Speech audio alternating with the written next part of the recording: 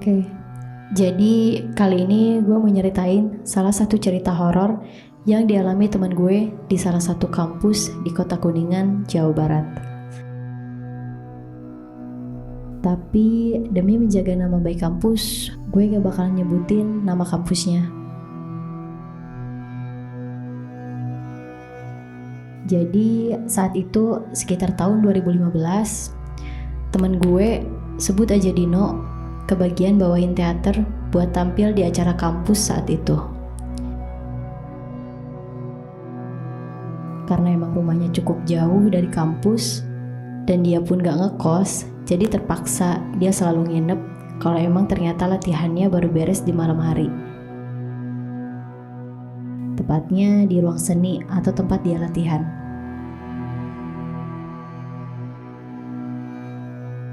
Oke, jadi awalnya gue jelasin dulu. Letak ruang seni itu ada di lantai 2, sebelahan banget sama ruang properti, tempat nyimpan alat musik kayak gamelan Sunda, gitar, segala macem deh pokoknya.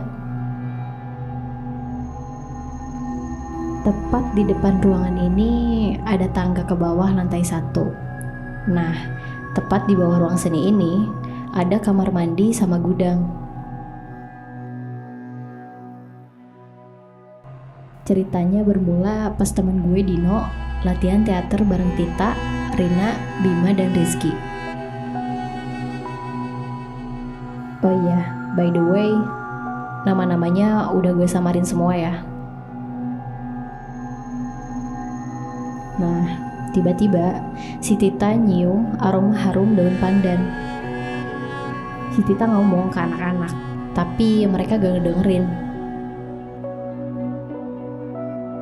Emang, Tita tipe anak yang peka sama yang begituan, tapi juga penakut. Dia coba nyari-nyari sumber harumnya dari mana, tapi emang di situ gak ada daun pandan sama sekali. Konon katanya, kalau ada aroma daun pandan tapi gak ada wujudnya, itu berarti ada makhluk lain di situ. Tapi karena emang lagi banyak kan, jadi Tita coba buat nyuekin itu.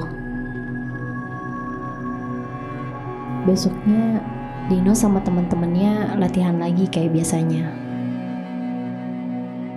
Lagi-lagi Tita ngomong kalau dia nyium wangi yang sama kayak kemarin. Tapi kali ini pas Tita ngomong, ada suara burung hantu juga. Dino sama teman-temannya sepakat buat break dulu sebentar karena keganggu sama suara burung hantu itu. Dan memang saat itu mereka nggak ngerasain hal-hal yang aneh.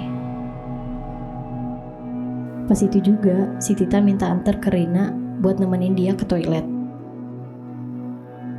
Tapi gak berselang lama, Tita sama Rina lari-lari balik lagi ke ruang seni dengan muka pucat, panik ketakutan. Tapi pas Dino coba nanya kenapa, mereka malah diem aja.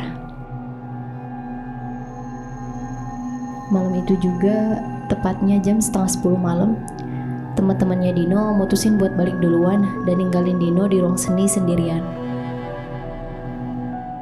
Gak lama temannya balik, Dino beli nasi goreng di depan kampus. Pas di tempat nasi goreng, ada 2 orang cewek yang lagi cerita ke si mang nasi goreng.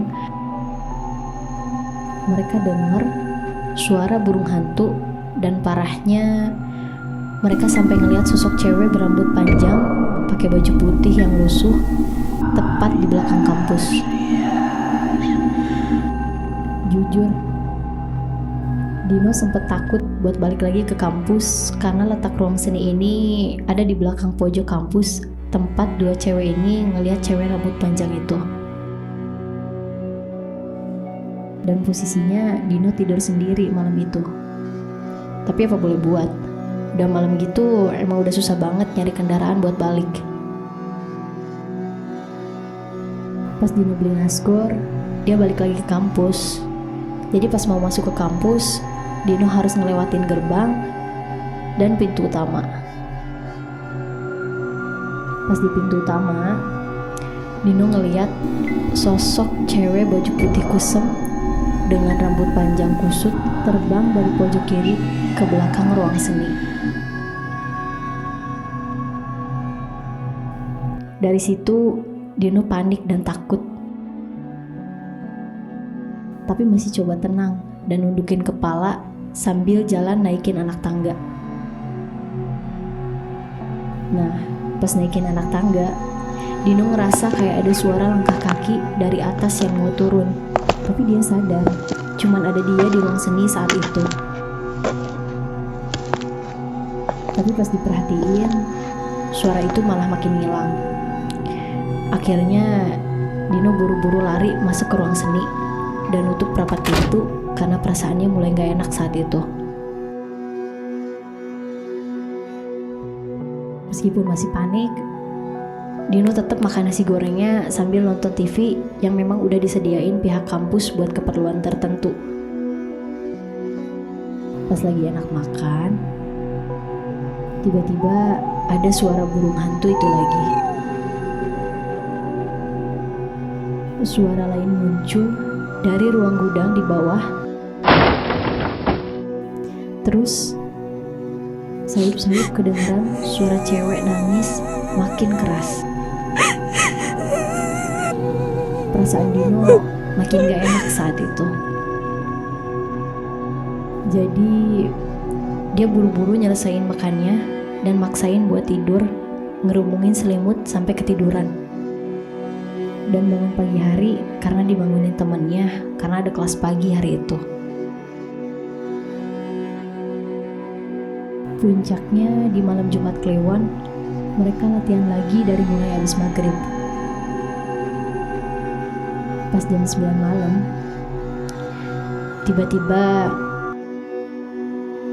ada suara keras ngehantam jendela ruang seni. Sampai Tita teriak, "Astagfirullah!" Dan mereka semua kaget. Ada yang gerak di bawah lantai dan ternyata itu burung hantu warna abu-abu yang gak lama setelah itu mati. Mereka langsung buru-buru nguburin burung hantu itu tepat di pojok kampus dekat tangga. Beres nguburin, mereka semua istirahat dan duduk-duduk di tangga. Karena tangannya kotor, Dino nyuci tangannya ke kamar mandi. Tiba-tiba bunyi pintu WC pojok yang kebuka sendiri. Dino coba manggil-manggil, takutnya emang temannya yang juga ke kamar mandi. Tapi gak ada yang nyaut. Pas Dino balik badan, muncul cewek berambut panjang dan berbaju putih kusam itu lagi, melayang dari kamar mandi Uyun, ngelewatin Dino, dan ngilang gitu aja nembus tembok. Dino refleks lari, sambil ngomong ke teman-temannya kalau dia ngeliat sesuatu. Teman-temannya langsung ikutin Dino lari ke ruang seni. Terus Tita nanya, "Lu kenapa sih? Bikin kita kaget aja." Pas Dino mau cerita, tiba-tiba mereka dengar gamelan dengan tempo tinggi, bunyi sendiri, disusul suara benda-benda dibanting dari arah gudang. Belum berhenti di situ, tiba-tiba ada angin kencang sampai bikin pintu kebuka lebar, ngebentur keras ke dinding. Mereka langsung buru-buru ngambil selimut untuk nutupin mereka berlima. Pas gitu, muncul suara lain. Suara langkah kaki naikin anak tangga menuju ke mereka. Dengan rasa penasaran dan berharap kalau itu penjaga kampus, mereka coba buka selimut pelan-pelan. Tapi apa yang mereka lihat? Justru sosok wanita dengan rambut panjang terurai lebat dan baju putih kusam, mata yang merah dan penuh darah menghampiri mereka. disusul suara tangisan ketakutan yang semakin jelas. Dino teriak, "Salah apa sih kita?" Seketika suara itu mulai reda dan kembali hening seperti malam biasanya. Tapi mereka masih saja belum berani untuk membuka selimut yang nutupin mereka. Gak lama setelah itu muncul lagi suara langkah kaki yang naikin anak tangga. Dan kali ini mereka semua benar-benar gak berani buat buka selimut. Sampai tiba-tiba ada yang narik selimut sambil bilang, "Ngapain sih kalian? Kayak anak kecil aja." Ternyata itu penjaga kampus yang nyamperin karena ada warga yang mengadu kalau mereka ngerasa terganggu oleh suara bising tadi. Dan ngirain itu mereka. Akhirnya mereka nyeritain semua yang mereka alamin. Dan penjaga kampus bilang kalau emang kampus ini dulunya adalah kebun dan tempat pembuangan jin. Dan setiap malam Jumat Kliwon, makhluk-makhluk ini biasa bermunculan jika ada sesuatu yang mengganggu mereka.